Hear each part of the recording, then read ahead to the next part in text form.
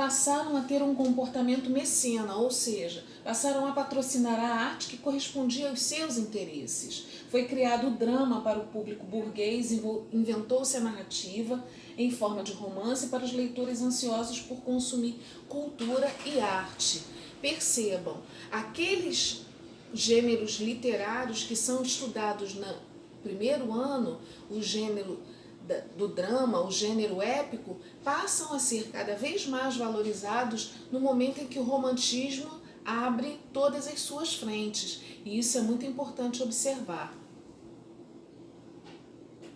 Como características românticas, uma vez que nós já compreendemos o contexto histórico e a partir desse contexto histórico nós conseguimos entender como os ideais românticos se deflagram, vamos entender cada um deles nas características românticas. Valorização de elementos populares. Surgiu de relação entre a burguesia e o romantismo. Essa necessidade de se conscientizar pela cultura faz despertar no homem um gosto mais apurado em entretenimento cultural e não apenas um entretenimento a título de lazer. O homem passa a ser idealista e ele deseja aprender e conhecer mais sobre o mundo que o cerca. Imaginação criadora. Libertação da arte, agora afastada das rígidas regras clássicas, a liberdade para a forma e para o conteúdo. O artista romântico, ele quer sim ter essa liberdade de criação e apresentar isso ao mundo. O nacionalismo. Percebam que nesse momento o homem se vê diante de novos desafios e ele precisa exaltar a sua pátria, resgatar as origens de cada nação e valorizar os seus próprios elementos, aquilo que ele encontra de melhor na sua terra. O romantismo também traz no seu conteúdo a valorização dos heróis da história, valores gloriosos da pátria. E também no Brasil, nós vamos estudar o romantismo no Brasil e todas as gerações das características da escola literária romântica, como os artistas românticos foram decisivos para todas as manifestações literárias que surgiram a seguir. Continuando nas características românticas, meus queridos, vamos falar do subjetivismo, do egocentrismo e do sentimentalismo. O subjetivismo faz com que o artista romântico ele não expresse somente as suas palavras de forma certa, mas também de forma subjetiva, de forma nas entrelinhas, aquilo que ele pretende expressar a partir dos seus sentimentos. O egocentrismo faz desse homem romântico também se voltar para o seu interior e a valorizar o seu sentimento, porque dessa forma ele parte do princípio que a partir do que ocorre no seu sentimento interior, ele reflete e analisa o mundo exterior. Esse sentimentalismo, obviamente, não é que o homem romântico se esqueça da racionalidade, ele também se percebe racional, mas ele valoriza muito mais aquilo que ele sente. O amor, o seu sentimento de paixão, aquilo que ele percebe como importante e dentro do cenário em que ele vive.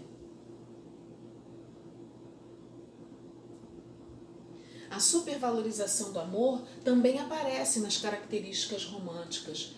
O amor como um valor supremo da vida. Isso é muito importante porque no momento em que o homem valoriza o seu sentimento, ele também consegue perceber uma série de sentimentos que estão relacionados a isso. Hoje, nós vivenciamos isso na música sertaneja, nas músicas de pagode. Os artistas, quando criam suas letras, eles também valorizam o amor. Eles fazem o amor como foco de tudo aquilo que ele interpreta da sua leitura do mundo. A idealização da mulher está sempre presente nas questões literárias. A mulher se torna um foco porque a mulher se torna um objeto de desejo, se aproxima das questões espirituais. A mulher é sempre retratada de uma maneira como uma musa, um anjo, uma deusa. A mulher sempre se torna um ser muito importante em todas as obras do romantismo. E citamos também uma das características bastante fortes da literatura romântica, que é o baiurismo, que é chamado de mal do século. Aqui eu tenho a ânsia de plenitude impossível. O artista sentia-se desajustado e insatisfeito, além de decepcionado.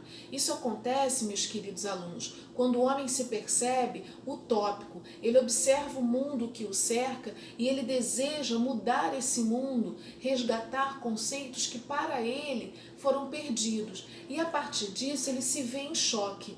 Ele tem um mundo idealizado, utópico, imaginário, ideal, e ele tem a realidade, que nem sempre corresponde às suas expectativas. Dessa forma, ele se vê diante de um grande choque de realidade, e daí o mal do século, que perdura, podemos dizer assim, até os dias atuais, porque existirá sempre um grande conflito entre aquilo que o homem almeja e aquilo que ele realmente tem.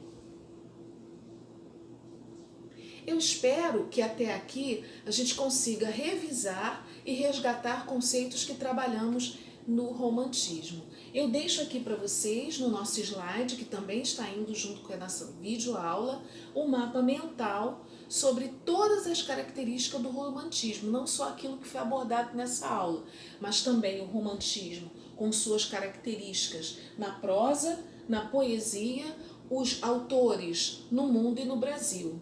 Queridos alunos, eu espero que vocês se dediquem cada vez mais, que não abandonem os estudos e nos vemos na nossa próxima videoaula. Até lá!